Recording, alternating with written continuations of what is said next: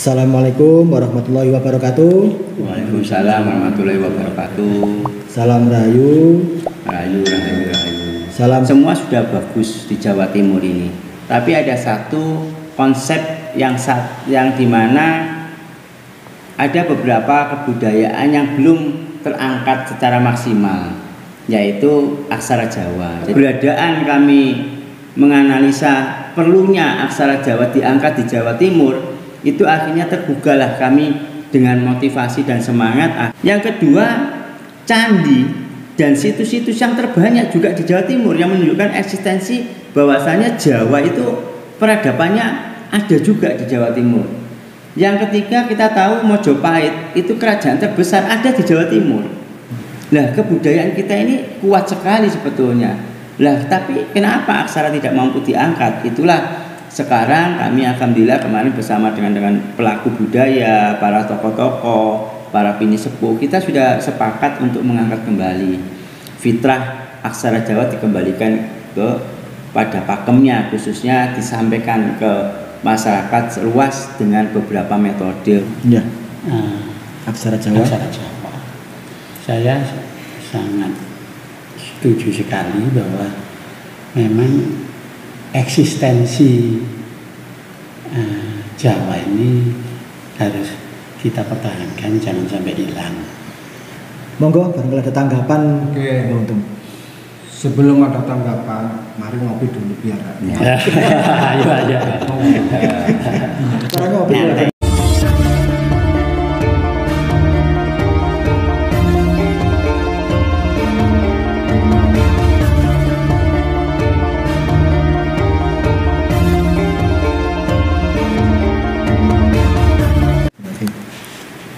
Assalamualaikum warahmatullahi wabarakatuh. Waalaikumsalam warahmatullahi wabarakatuh. Salam Rahayu. Rahayu, rahayu, rahayu. Salam sejahtera bagi kita semuanya. Pemirsa, kami sekarang ngobrol peduli bersama saya Caan dan Pak Dimino. Sekarang kita berlokasi di Padepokan Paguyuban Pelestari Budaya Aksara Jawa, Jawa Timur. Nah, kebetulan sekarang di samping saya ada beliau seorang ketua umum daripada paguyuban tersebut. Tak kenal maka tak sayang, maka monggo diperkenalkan Ki Batu. Assalamualaikum warahmatullahi wabarakatuh. Salam rahayu, rahayu, rahayu. Perkenalkan, Dalem Asmo Bagus Empu Batu, Ketua Paguyuban Pelestari Budaya Aksara Jawa, Jawa Timur, yang kali ini bersama timnya ngopi bareng atau ngopi peduli, yang kali ini lagi sawan di paguyuban kami. Untuk itu kami kembalikan lagi kepada beliaunya. Bisa diperkenalkan Mbak Untung. Mbak Untung dari jenengan bisa sebar suwuk. Saya bisa perkenalkan gitu. Saya dari Padepokan Sebar Suwo, beralamatkan di Nursar Selatan, Surabaya. Mbak Untung, dan Mbak Untung dari Paguyuban Sebar Suwo. Oke, siap. Oke, sekarang kita fokus ke Ki Batu. Saya mau bertanya Ki Batu, wawancara tentang bagaimana kiprah panjenengan di Padepokan penggiat budaya aksara Jawa ini. Pripun? Bisa Jadi diceritakan? kami sebetulnya pertama kali menganalisa tentang adanya budaya itu semua sudah bagus di Jawa Timur ini. Tapi ada satu konsep yang dimana ada beberapa kebudayaan yang belum terangkat secara maksimal, yaitu aksara Jawa. Jadi selama ini kami melihat itu aksara Jawa itu antara ada dan tiada. Dikatakan ada itu tapi ya tidak ada, faktanya gaungnya tidak tampak. Dikatakan tidak ada tapi faktanya ada. Di sekolah-sekolah SD maupun SMP juga masih banyak. Itu akhirnya kami mencoba, ingin sekali mengangkat. Kebetulan terkait tahun 2009 kami juga pernah mempelajari 9 kitab ya, kaligrafi, huruf Cina, aksara Jawa dan aksaranya punyanya Bali yang kami ukir di atas batu terkait dengan privasi atau profesi saya selaku empu batu untuk membuat prasasti. Nah, dengan keberadaan kami menganalisa perlunya aksara Jawa diangkat di Jawa Timur, itu akhirnya tergugahlah kami dengan motivasi dan semangat akhirnya mulai menggiatkan kembali. Dan itu wajib dan sah untuk di Jawa Timur ini diangkat kembali karena ada 10 kajian yang kemarin kami sampaikan atau sering kami utarakan. Minim 10 itu menjadi dasar. Tidak ada alasan Jawa Timur ini untuk menggiatkan gaung aksaranya seperti ada yang di Jawa Tengah, yaitu di Jogja, atau seperti yang di Bali, yang dimana aksaranya di sana aktif sekali tersampaikan. Minim lah tersampaikan di jalan-jalan, di tempat-tempat umum. Ya, kami harapannya di Jawa Timur kepingin juga seperti itu. Lah, 10 kajian tersebut itu menjadikan tolak dasar supaya kita ini nggak malu, nggak enggan, nggak merasa kita tidak memiliki. Nah, 10 kajian itu yang perlu saya sampaikan kepada para pemirsa semua atau sedulur-dulur dimanapun penggiat aksara, khususnya pelaku ya, masyarakat Jawa Timur. Satu, aksara Jawa itu banyak ditemukan situs-situs atau prasastinya itu ada di Jawa Timur yang terbanyak. Yang kedua, candi dan situs-situs yang terbanyak juga di Jawa Timur yang menunjukkan eksistensi bahwasanya Jawa itu peradabannya ada juga di Jawa Timur. Yang ketiga, kita tahu Mojopahit itu kerajaan terbesar ada di Jawa Timur. Jadi itu yang membuat ada apa aksara Jawa yang ada di Jawa Timur nggak bisa terangkat. Bukti-bukti ini menguatkan bahwasanya kita wajib sekarang adalah melestarikan dan mengembalikan fitrah itu kepada masyarakat. Bahkan di pondok-pondok pesantren kami menemukan itu banyak kitab-kitab yang masih bertuliskan aksara Jawa. Itu ada di Jawa Timur juga. Bahkan orang Jawa yang terbanyak itu juga di Jawa Timur. Jadi sampai beberapa kebudayaan Jawa Timur ini punya karakter hampir 38 kabupaten. Setiap kabupaten dan kotanya itu punya karakter budaya masing-masing. Lah, kebudayaan kita ini kuat sekali sebetulnya. Lah, tapi kenapa aksara tidak mampu diangkat? Itulah sekarang kami alhamdulillah kemarin bersama dengan pelaku budaya, para tokoh-tokoh, para pini sepuh, kita sudah sepakat untuk mengangkat kembali fitrah aksara Jawa, dikembalikan pada pakemnya, khususnya disampaikan ke masyarakat luas dengan beberapa metode, baik itu metode pembelajaran dengan sinau bareng aksara Jawa maupun dengan metode-metode yang lain. Bahkan kita bikin program-program yang nantinya ke depan aksara Jawa akan mampu menggaungkan nama kebudayaan itu sendiri di Jawa Timur. Itu yang mungkin bisa kami sampaikan. Nanti akan kami bedah lagi, kita banyak beberapa program-program yang lain. Itu boleh saya bertanya lagi, siap. Seberapa pentingnya sih aksara Jawa ini untuk bangsa Nusantara khususnya di Jawa ini? Nah, ini bagus sekali pertanyaan. Seberapa pentingnya? Kalau buat kami secara pribadi sangat-sangat penting. Kebudayaan itu terangkat, itu tidak hanya eksistensi dari faktor filsafahnya saja, tidak hanya pada waktu praktek-prakteknya saja, tapi aksara Jawa itu atau budaya-budaya Jawa itu akan sangat penting apabila eksistensi aksara Jawanya itu diangkat. Karena kalau budaya yang peradabannya tinggi itu apabila mampu mengangkat aksaranya. Nah, jadi kalau negara Indonesia itu saya tanya, Indonesia itu peradabannya sejauh mana besarnya? Loh, aksaranya nggak pernah diangkat. Tulisan-tulisan itu nggak pernah aksara Jawa itu diangkat. Gimana negara kita bisa tinggi? Jadi itu sejauh mana sangat penting sekali karena eksistensi keberadaan budaya Jawa itu apabila aksaranya juga diangkat. Jadi kalau kita bilang Jawa itu buat saya kurang afdol, aksaranya tidak ada. Karena apa, kalau aksara itu kita nulis aksara itu langsung orang bisa ngomong dulu aksara Jawa itu selalu akan ikut terbawa. Tapi kalau kita ngomong tarian, tarian banyak. Tarian kabupaten mana, hampir Jawanya tidak tampak. Tapi kalau kita ngomong nulis aksara, aksara Jawa, aksara Jawa kuno, aksara Jawa Kawi, Jawanya tetap dapat. Itulah sangat penting sebagai eksistensi martabat budaya terletak pada aksaranya. Itu. Siap. Sejauh mana progres panjenengan untuk di paguyuban aksara Jawa ini? Ya. Jadi kita memang karena ini masih baru, jadi harapan kami tentunya kita melalui suatu proses. Jadi memang kalaupun ada kekurangan sana sini itu lumrah. Tapi untuk mengacu pada suatu program kita punya yang namanya progres tadi, kita punya beberapa draft analisa. Salah satunya kita bikin program. Nah, program kita ini yang sudah berjalan selama ini, yang kemarin kita sudah mulai melakukan, yaitu Sinau Bareng Aksara Jawa. Nah, Sinau Bareng Aksara Jawa ini itu kita menggunakan 3 metode supaya bisa diterima oleh masyarakat luas. Ngapunten Bobo. Jadi kita bisa menggunakan manual aksara Jawa secara menulis manual. Ya, kami menyampaikan karena kita masih baru dan saling belajar, ya namanya kita masih belajar. Seperti ini ngopi bareng, yuk kita sama-sama belajar. Jadi kita belajar menulis aksara Jawa secara manual. Terus kita mencoba supaya mengikuti perkembangan dan tidak jadul, ya kata orang anak-anak muda itu. Kita juga menggunakan perkembangan teknologi, yaitu aplikasi.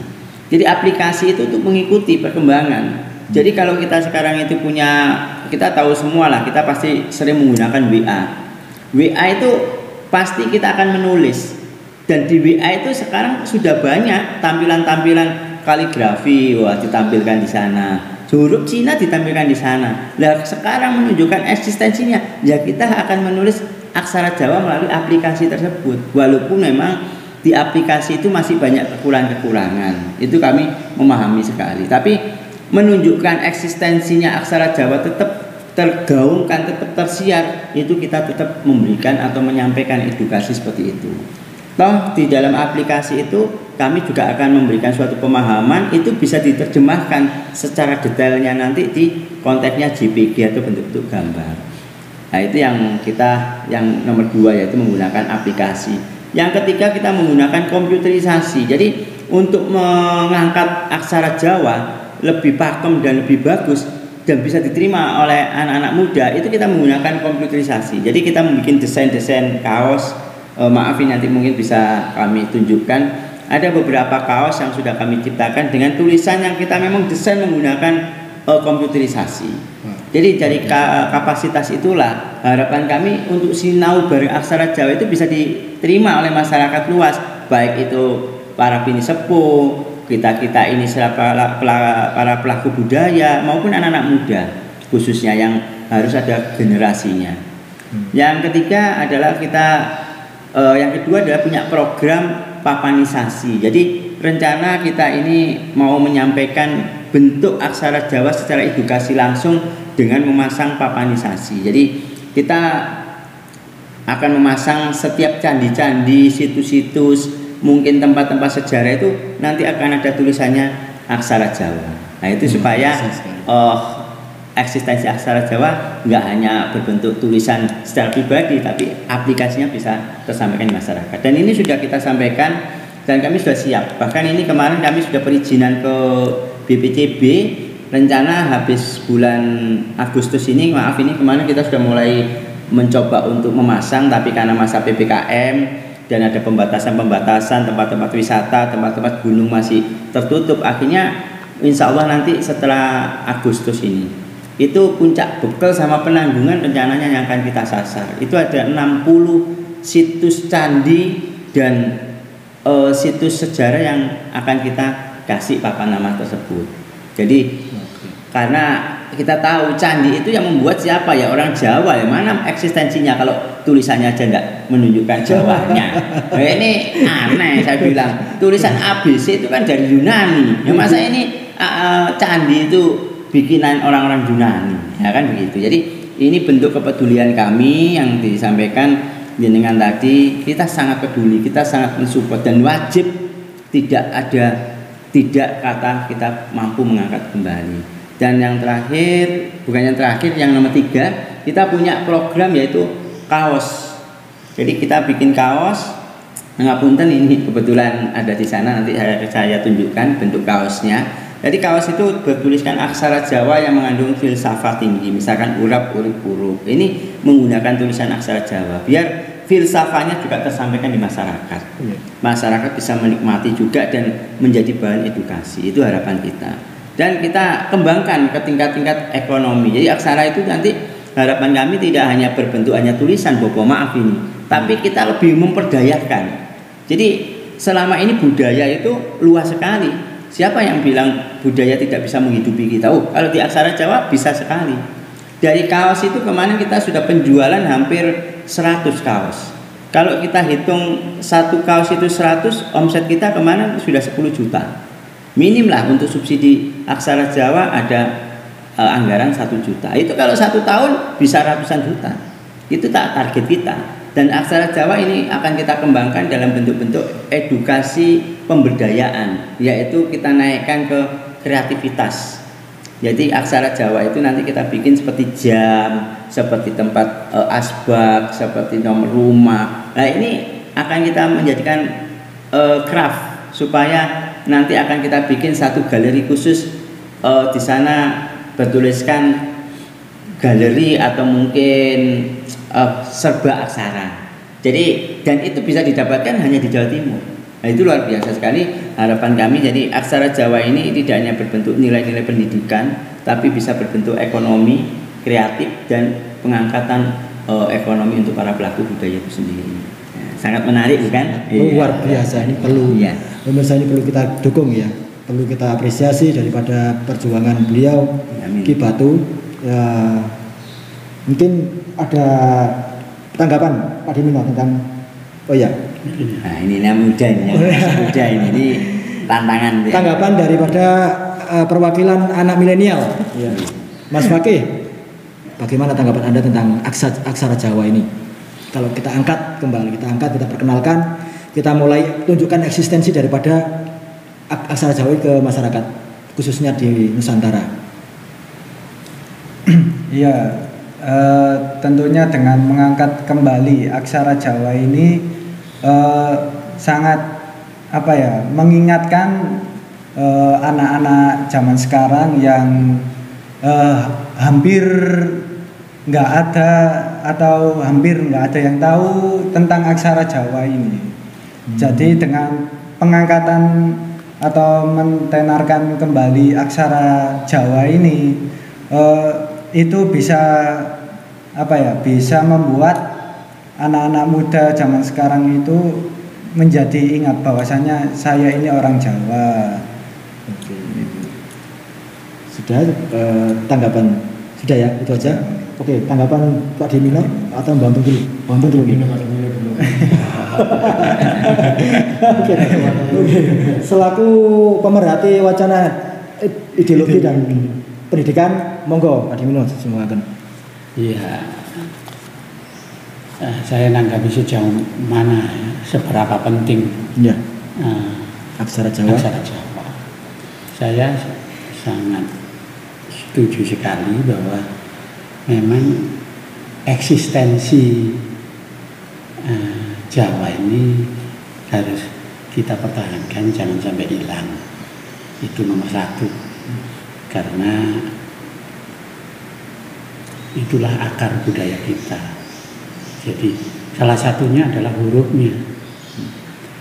Jadi aksara Jawa ini hurufnya. Ini juga merupakan bukti bahwa sebelum ada huruf Latin, orang Jawa sudah punya aksara yang begitu simpel. Di Jepang ada, Cina ada, tapi kelihatan rumit kan? Tapi Jawa ini hanya 20 hurufnya. Semestinya ini mudah untuk dipahami daripada seperti huruf kanji. Tapi pertanyaannya kenapa kok bisa hilang gitu? Artinya apa? Eksistensi kita mulai terabaikan. Ya tentu saja aksara Jawa ini kan menunjukkan bahwa kita punya peradaban dulu. Dan ini modern sudah kenal tulis gitu.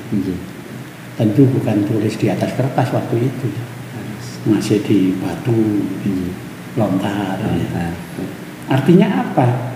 Aksara Jawa ini bukti kita punya peradaban tinggi dan luar biasa sederhananya, 20 huruf. Yang kedua, untuk memahami tradisi kita, akar budaya kita yang asli itu tentu lewat aksara ini. Nah, saat ini kenapa kerajaan prasasti itu terbengkelai semua? Ya karena kita tidak kenal hurufnya sehingga kita tidak mengerti. Dan banyak prasasti dibawa ke luar negeri, dipelajari orang luar negeri. Kita malah tidak tahu. Dengan kata lain, kita lupa terhadap leluhur kita yang kalau dari sisi intelektual sangat intelek. Bayangkan bisa menyusun 20 aksara, bisa dipakai untuk mencatat kejadian-kejadian atau local wisdom, kearifan-kearifan yang tercatat di sana. Dan apakah ini jadul? Tidak, kita tetap dengan aksara Jawa itu kita mengerti masa lalu kita. Yang kedua, ini penting karena tulisan itu justru yang akan menjaga budaya kita. Tanpa tulisan budaya kita itu bisa hilang. Bayangkan aja sekarang umpamanya orang Madura, bahasa Madura itu tidak ada tulisan, ya kan? Nah nanti kalau pembicara Madura itu mengecil, tulisannya tidak ada, ya hilang semua. Kayak Osing gitu ya. Hurufnya tidak ada, bisa hilang. Nah, karena itu melestarikan huruf Jawa ini suatu upaya supaya jati diri kita tidak hilang. Kita tercatat ke depan, walaupun mungkin agak tidak populer, tapi masih ada catatan-catatan. Ya, seperti Jawa ini mau kita gali kembali supaya kita mengerti siapa sih kita dulu. Kita ini anaknya siapa? Kalau lihat peradaban candi-candi yang luar biasa, artinya nenek moyang kita itu cukup luar biasa, baik dari sisi intelektual maupun spiritualnya. Nah itu kalau itu hilang diganti dengan budaya-budaya dari asing yang menurut saya terlalu mementingkan logika. Tidak berarti logika tidak penting. Sampai kita jangan sampai jiwa manusia dipersempit hanya pada hal-hal yang logika dengan catatan-catatan logis saja. Padahal di Jawa ini sudah tidak hanya logis, tapi prosa itu juga cukup dominan di sini. Jadi menurut saya sangat penting sekali. Nah, mungkin seperti Batu tadi luar biasa itu, ternyata bisa melihat dari sisi ekonomi juga bisa merupakan peluang bagi anak milenial ini untuk berkarya. Untuk berkarya. Jadi ada nilai ekonominya selain nanti kita memahami jati diri kita sendiri. Saya kira itu. Yang bisa saya tambahi, jadi saya setuju. Jadi aksara Jawa itu sekarang kita katakan aksara Jawa itu keren. Jadi siapa bilang aksara itu kuno? Jadi ini suatu pemahaman yang harus kita luruskan. Kalau kita lihat aksara Jawa, loh aksara itu kuno. Nah kita perlu menyampaikan kepada para pemirsa semua. Kalau kita mengacu pada aksara kuno, semua aksara itu kuno. Loh aksara semua aksara itu kuno. Aksara mau dari Cina, dari Jepang, dari Arab, dari Jawa sendiri itu kuno. Kenapa? Itu dibikinnya peradabannya sebelum kita hadir, sebelum kita modern ini. Jadi kita ngomong kuno ya kuno semua. Betul. Justru harus dipahami aksara Jawa itu keren dan luar biasa karena hurufnya itu saat kita mempelajari itu bisa memperbaiki atau mengasah otak kanan otak kiri. Makanya aksara Jawa itu mengandung lekuk-lekuk itu yang apabila dipelajari itu melatih fokus, melatih nilai-nilai kita itu lebih berwacana dan akhirnya melatih otak kanan otak kiri itu bekerja. Nah itu yang harus dipahami. Jadi sangat luar biasa sekali supaya kita tidak merasa kalau belajar aksara Jawa aksara kuno. Bukan, itu justru berbalik, aksara yang membuat orang cerdas, membuat orang aksara Jawa itu kalau dipelajari di kitabnya itu santun semua kata-katanya.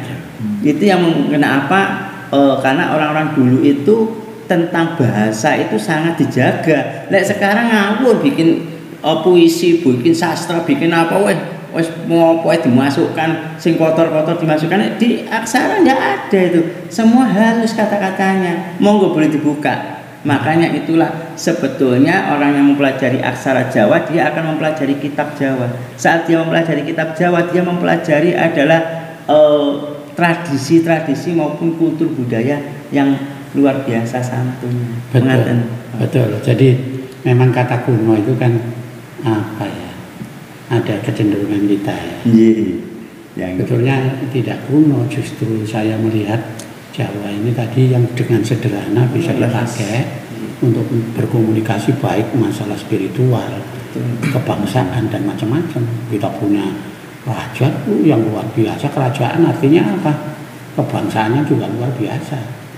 Jadi esensinya tidak kuno. Iya, hanya persepsi kita menganggap yang lampau itu yang kuno. Tapi kalau betul-betul kita lihat kesederhanaannya itu luar biasa. Betul. Bahkan benar itu keren. Dan saya malah mengatakan aksara Jawa itu canggih. Iya. Bayangkan di komputer tuh ada itu program Jawa. Iya. Karena apa begitu simpelnya ada sophisticatednya sehingga jadi program-program komputer. Ada program Jawa itu menjadi sederhana program-program komputernya. Saya jadi teringat dengan strategi ideologi Pak De. Apakah kata-kata kuno ini ada hubungannya dengan peranggapan bahwasanya Jawa itu kuno, aksara Jawa kuno? Betul. Jadi ini dulu kan Jawa ini seolah-olah direndahkan. Lah itu kalau dari kacamata ideologi itu namanya framing. Framing itu adalah membingkai negatif kelompok yang di luar kelompoknya. Yang memberi kuno itu mungkin ya gerakan-gerakan modern yang bukan Jawa yang bilang kuno itu. Artinya anak-anak Jawa, iya kita kuno kan begitu. Kita memang dilabel negatif. Nah, mulai sekarang harus kita label positif. Huruf Jawa itu canggih kan. Keren gitu. Aksara Jawa itu keren kan misalnya. Jadi perlu kita tunjukkan eksistensi kita bahwa kita adalah manusia yang berperadaban tinggi dan luar biasa. Monggo, barangkali ada tanggapan. Oke. Untung. Sebelum ada tanggapan, mari ngopi dulu biar. Ayo. Cara ngopi.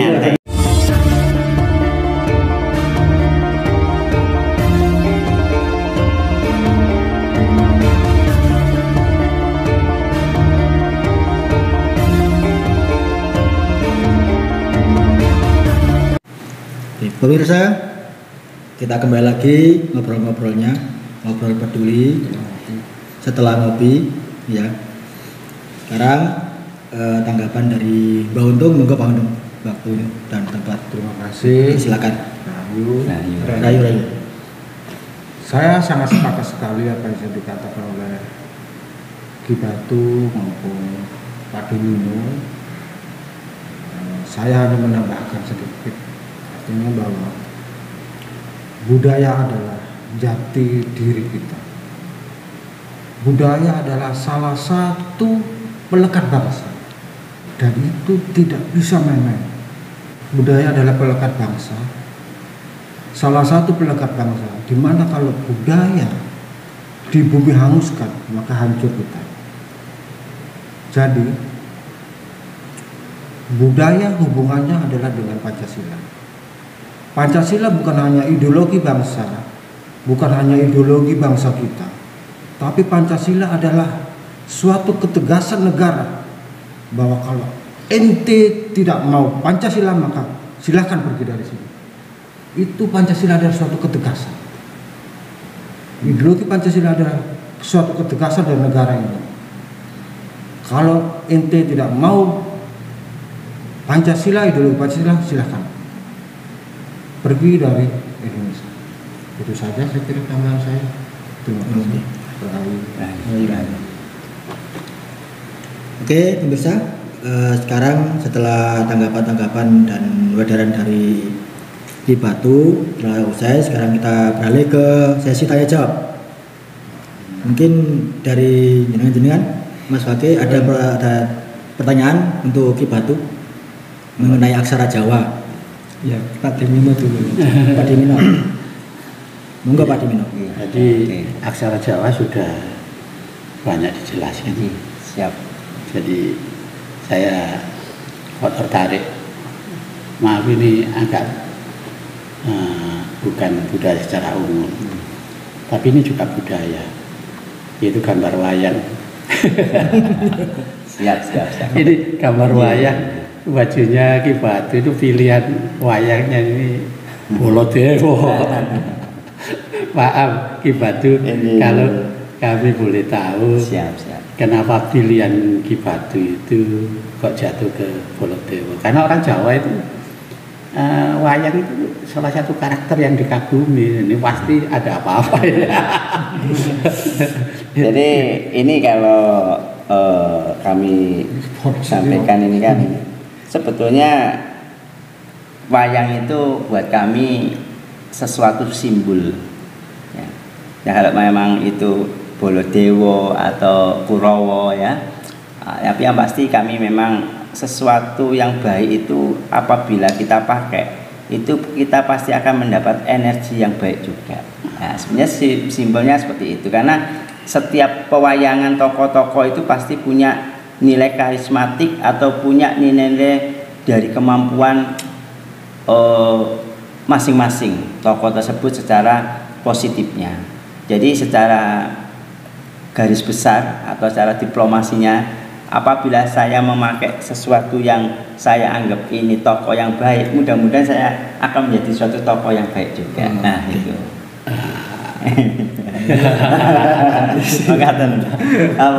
Kok gak pilih Krishna? Sebetulnya kami juga punya. Jadi sini kebetulan kami pas ini tadi ambil pakai tokoh yang ini. Tapi Krishna kami juga menyukai juga karena Krishna itu satu simbol, satu dewa yang memang tertinggi di antara dewa yang lainnya. Dan Krishna itu sebetulnya ya dewa yang juga paling bijaksana di antara yang lainnya juga. Jadi simbol dari tokoh-tokoh itu kami juga memiliki dan alhamdulillah kami coba bercermin walaupun tidak persentasinya itu terlalu banyak, tapi walaupun itu 5%, 10% minim lah kita ada cerminan untuk mencontohkan sesuatu yang baik. Mengaten ini cermin ya. Cermin. Terima kasih. Saya cuma penasaran. Ini pertanyaan bebas ya Pak Diki? Bebas kan? Okay. Siap. Mungkin Mas Fakih atau Mbak Untung? Saya. Mas Fakih atau Mbak Untung dulu? Monggo, bila ada pertanyaan. Saya dulu apa dengan baik. Tadi mungkin diuraikan sama Ki Batu belum menyangkut masalah keberadaan punden, belum ada ya. Jadi sangat-sangat mengapresiasi sebetulnya bahasa punden itu. Jadi ini kemarin memang di dalam kami penyampaian nantinya sinau bareng aksara Jawa itu memang akan kita sampaikan nanti di tiap-tiap punden, tiap-tiap sanggar, tiap-tiap tempat-tempat. Monggo, jadi para pemirsa nanti juga bisa menyampaikan karena kita sudah membentuk korwil perwakilan wilayah di 38 kabupaten, dan alhamdulillah kemarin Surabaya sudah terbentuk. Insya Allah besok ini juga Mojokerto, Sidoarjo, Gresik, Lamongan, sampai nanti ke beberapa wilayah kita bentuk Bapak, dengan harapan nanti itu tersampaikan. Nah, sebetulnya bahasa Punden itu adalah tempat dulu wedar. Makanya kami ini sebetulnya orang Jawa itu sudah punya yang namanya tempat untuk dia itu menimba ilmu. Bahkan di Punden itu pasti akan ada satu pohon besar, dan pasti akan di sebelahnya itu ada sumber. Nah, setiap Punden akan ada seperti itu. Sebetulnya para leluhur dulu itu punya nilai intelektual yang cerdas sekali, punya daya jangka dimensi waktu yang luar biasa. Karena kalau kita berbicara tentang adanya simbol pohon dan air, itu simbol kehidupan. Pohon itu adalah tempat pengayoman, sedangkan air itu adalah untuk kehidupan kita. Jadi apabila punden-punden sekarang ini banyak ditumbangkan, itu suatu pola kebodohan dari bangsa kita. Dan saya tidak setuju sekali. Dan para pemimpin ini harusnya bercermin bukan faktor tentang adanya konsep-konsep tentang paradigma yang negatif, tapi dikembalikan fitrahnya. Karena toh beliau-beliau ini orang Jawa, kudunya beliau ini mengerti tentang adanya sejarah filsafahnya Jawa itu sendiri. Kalau adanya Punden, dulu itu Punden itu tempat untuk menyatukan para kampung, warga-warga kampung di situ. Makanya orang-orang dulu itu guyub rukun, gotong royongnya ada, saling memahami satu dengan yang lainnya. Karena Punden itu diciptakan itu adalah unsur dari pola pencerminan kehidupan. Saat Punden itu hidup, masyarakatnya hidup. Karena apa? Kumpulnya di sana. Jadi kalau seseorang ke Punden bawa sedekah, tumpeng dan lain sebagainya, tidak ada nilai syirik di sana. Nilai syirik dari mana? Ini ilmiah. Kalau memang itu ngomong kontinasinya itu tentang syirik, musik dan sebagainya, itu harus didasarkan dengan yang betul-betul analisis, bukan hanya penjastisan sepihak. Nah, ini yang harus dipahami kepada para pelaku budaya, tidak pernah takut, tidak pernah gentar, dan wajib mengangkat kembali. Ini bukti. Makanya sekarang ini lebih bobrok ketimbang dulu, fair saja. Karena dulu itu para leluhur, para orang-orang bapak-bapak saya, termasuk bapak saya, ibu saya, termasuk mbah saya, itu pasti mengarahkan kami ke Punden itu, suruh belajarnya di sana. Ternyata di Punden itu Bapak banyak filsafat. Saya salah satunya tadi, pohon yang besar dan rindang itu tempat kita itu berteduh di sana, ngasuh kawarno ilmu. Air itu adalah sumber dari segala kehidupan kita, dan di sanalah dulu itu banyak orang ambil air. Artinya pohon itu adalah akarnya untuk betul, menampung air. iya, air ada. Benar, dan ketika pohon ditebang nggak ada. Lolos. Ini sebenarnya sama. Ini filsafat. Pada waktu pohon itu akarnya makin besar, makin kuat, berarti dasar nilai-nilai intelektual dedikasi dirinya makin kuat. Tapi akarnya aja gak kuat, ya tumbang. Makanya dipilihlah waktu itu pohon yang akarnya kuat, itu simbol. Dan ini kecerdasan yang luar biasa dari leluhur kita. Kita lupa itu Bapak. Terus Punden itu sendiri kan asli dari Jawa, bukan dari bahasa Hindu, bukan. Buddha, Ya. bahasa lainnya. Punden itu berarti budaya kita adalah Punden, iya. Pura, Punden Bihara. Bukan. Punden itu sendiri. Jadi Punden itu ada hubungannya dengan pendopo atau joglo ya, joglo kecil yang dibangun di sana sebagai simbol. Nah, ini menarik sekali, mengingatkan akhirnya tentang adanya Punden, akhirnya mengembang adanya joglo atau adanya semacam semacam lebih besar lagi itu pendopo.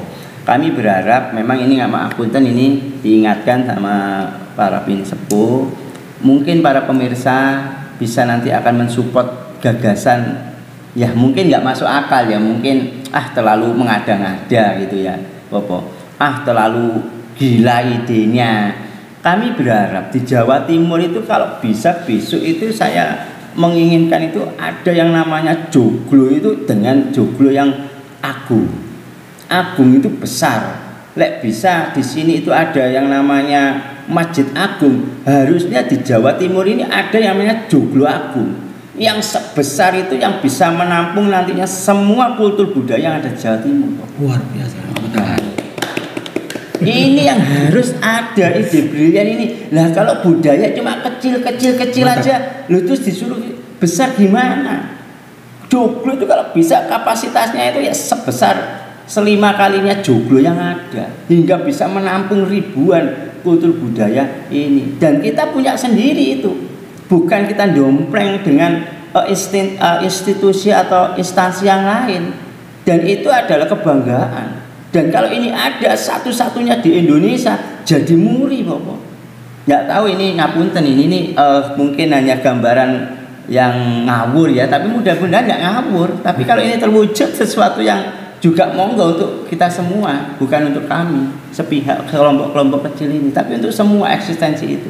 Harapan kami seperti itu, mudah-mudahan adanya punden yang akhirnya dibesarkan menjadi suatu joglo atau pendopo yang besar, kita mampu mengangkat kembali tanah Jawa ini. Ya itu yang dinamakan sekarang waktunya. Kalau memang waktu hitam itu muncul, ya munculkan, jangan setelah abu-abu. Kalau saya begitu, ya memang membutuhkan biaya yang tidak sedikit, tapi kalau yang lainnya bisa mendonasikan dengan sesuatu yang bisa miliatan, kenapa di sini enggak? Lah kemana semua orang Jawa di sini?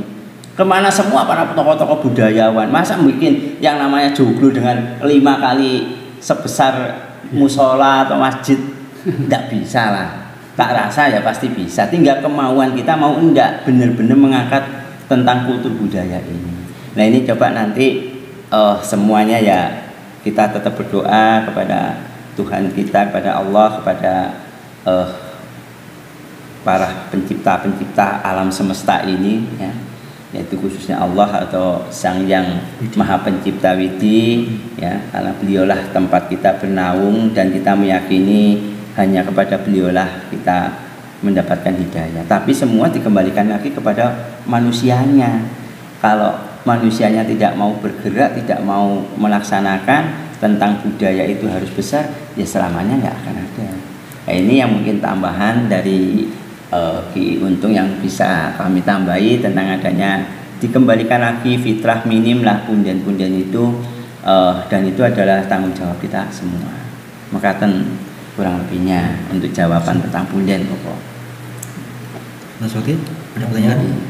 Ya, jadi begini, kebanyakan anak-anak seumuran saya itu kan kebanyakan suka dengan game, ya, suka dengan budaya luar yang lagi apa ini? Ngetren, ya? Ngetrennya ini adalah Korea.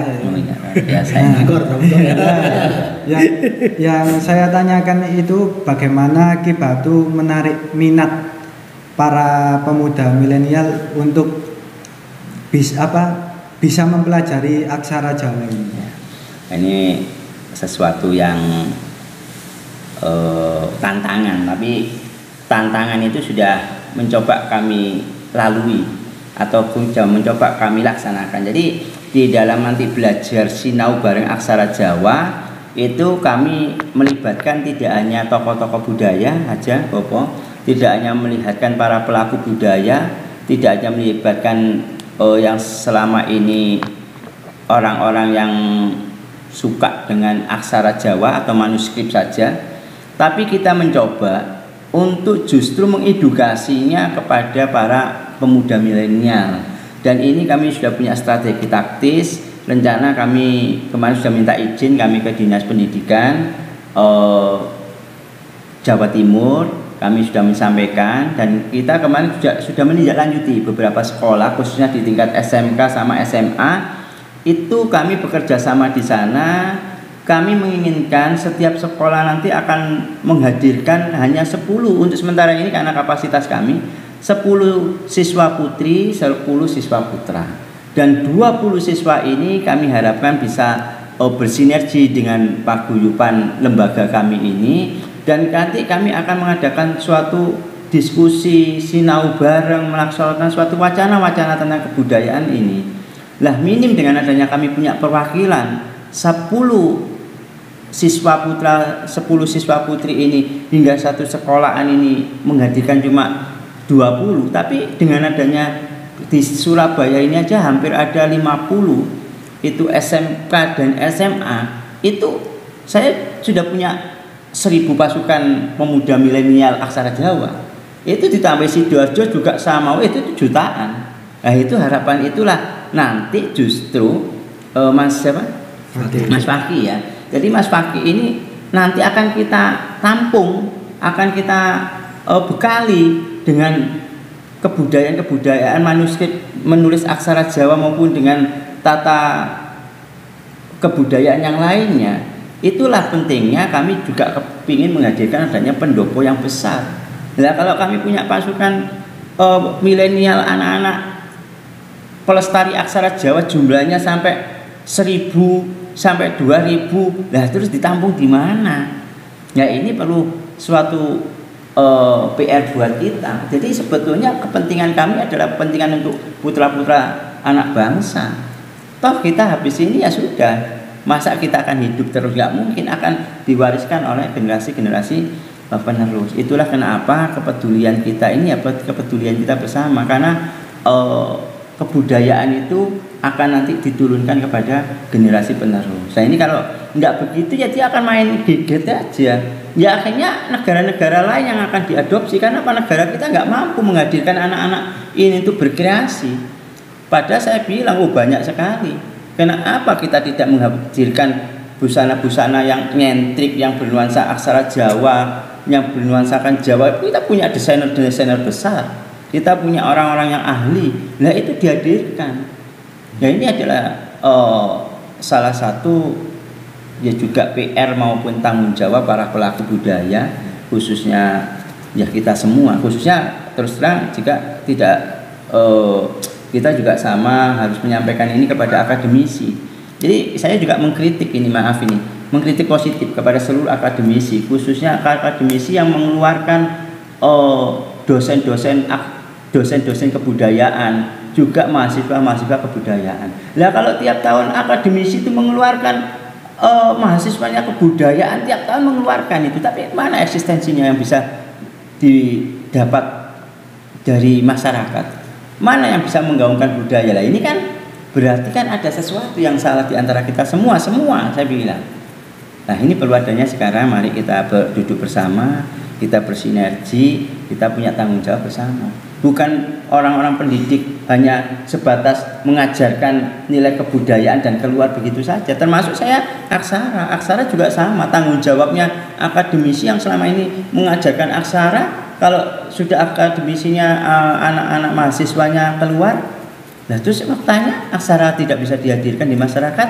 Nah kan perlu ini harus kita sampaikan. Kita tidak mengkritik secara hal yang negatif, justru kami mensupport sekali para dosen-dosen kebudayaan, kita support sekali anak teman-teman mahasiswa. Justru itulah mari tanggung jawab kita bersama supaya ini jawaban dari Mas Fakih tadi terjawab. Anak-anak muda ini adalah kepedulian dari kita semua. Enggak ya enggak tahu harus kemana nantinya.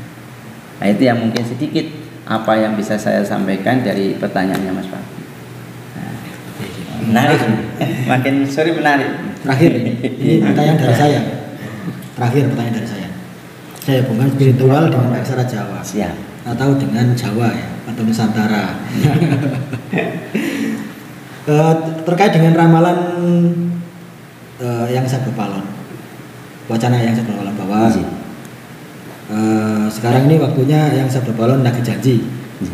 Apakah ada hubungannya? Sekarang kan banyak manusia atau orang-orang Nusantara itu hilang Jawa, orang Jawa yang hilang Jawanya. Apakah bencana-bencana yang sekarang terjadi itu ada hubungannya dengan itu? Apakah benar menurut panjenengan? Nah, ini mitos atau fakta? Ini kajian lebih dalam lagi. Tapi tetap kita akan mencoba selalu memberikan suatu jawaban yang logis, karena kita ini para tokoh-tokoh spiritual, tokoh-tokoh budaya. Namanya budaya itu adalah harus punya nilai plus lebih sebetulnya orang-orang kita ini, termasuk kita sebagai para pelaku spiritual. Banyak hubungan tentang bahwasanya sekarang ini Sabdo Palon itu menyampaikan nagih janji. Sebetulnya siapa Sabdo Palon itu? Sabdo itu adalah pengucapan, mengucapkan. Jadi sebuah ucapan yang waktu itu disabdakan, dan suatu ucapan yang disabdakan itu bisa memiliki makna adalah sesuatu yang dijanjikan dan pasti, yaitu ya. Dan bisa jadi dengan sekarang perjalanan tahun ini Sabdo Palon menagih janji itu kita tidak mengambil dari satu konsep saja. Kalau kami pribadi, sebetulnya kalau kita bilang bencana musibah itu ya tiap tahun pasti ada ya, tiap tahun ada. Setiap gunung meletus ada, penyakit ada, semua ada. Cuma memang orang Jawa itu selalu menghubungkan dengan sanepoan. Jadi dipas-pasno. Wah, kira iki pas iki, kok pas sekarang ini, tahun sekarang justru ada bencana dan banyak figur-figur yang seperti ini. Nah, ini adalah sebuah ucapan juga. Kalau ucapan kita itu semua yang sebetulnya menjadi Sabdo Palon sekarang ini ya semua masyarakat ini, kalau saya itu harus dipahami. Ucapan kita inilah yang sekarang ini menjadi wujud sabdo. Makanya Sabdo Palon itu tidak difigurkan secara siapa bentuknya, kan tidak ada. Saya ingin tanya seperti apa, apakah seperti Bagong, apakah seperti Semar, atau tidak ada. Di sana cuma dijelaskan Sabdo Palon, sabdo suatu ucapan, jadi objeknya tidak ada di sana. Jadi yang pengucap itu bisa jadi ya seluruh masyarakat Jawa ini. Makanya saat sekarang tahun di mana terjadi bencana yang sedemikiannya dan semua saling mengucap Sabdo Palon nagih janji, ucapan inilah yang akan menjadi doa untuk kita semua. Jadi dikembalikan lagi kepada para tokoh-tokoh, orang-orang yang ada di tanah Jawa ini, sejauh mana dia meyakini kalau Sabdo Palon diyakini ini akan berkembang kembali lagi aksara, baik itu aksaranya, baik itu kebudayaannya maupun apapun, nagih janji terangkat kembali Jawa ini ya akan terbukti. Nah, jadi dikembalikan lagi sabdo itu siapa pelakunya, ya kita semua. Tapi walaupun disabdokan seperti apa terus kita sendiri melemah, ya nggak akan terjadi sabdo itu. Itu buat saya. Jadi nilai spiritual saya mengatakan demikian. Siapa Sabdo Palon itu? Ya kami, ya saya, kita semua itu yang bisa menyabdokan. Dan sabdo kita ini harus didasarkan dengan keberanian kita juga untuk mengangkat, dengan arif kita menyampaikan dengan bijak dan dengan semangat. Enggak ya baca di wacana Sabdo Palon itu. Nanti ketemu tahun 2002 Sabdo Palon lagi. Itu Sabdo Palon sampai mana? Saya ingin bertanya. Nah, ini yang menjadikan mari kita mencermati semua itu tidak hanya di buku itu, kan hanya suatu kajian yang baku dan bisa dikembangkan. Nah, pengembangannya ini itu kita harus mampu untuk teliti dan cermat untuk menyikapinya. Harapan kita siapa sekarang menjadi Sabdo Palon adalah kita semua yang punya hati yang baik, nurani yang baik, yang bertujuan adalah sebaik-baiknya hidup adalah sebaik-baiknya orang memberi manfaat. Marilah kita sama-sama untuk saling memberi manfaat satu dengan yang lain di sekitar kita. Itulah saya akan menjadi Sabdo Palon. Ya iya loh, kurang lebih hadirnya Sabdo Palon. Oke, siap. Terima kasih atas saudaranya Ki Batu. Pemirsa, apa yang disampaikan dari Ki Batu tadi dan juga tanggapan dari teman-teman termasuk Pak Dimino, Mbak Untung dan Mas Bage, semoga bermanfaat bagi kita semuanya dan bisa membuka wawasan kita lebih objektif ya menilai sesuatu itu.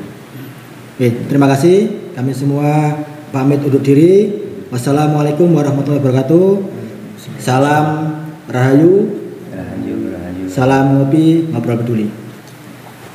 Oke, pemirsa, ini kami tunjukkan salah satu produk daripada paguyuban Pelestari Budaya Aksara Jawa.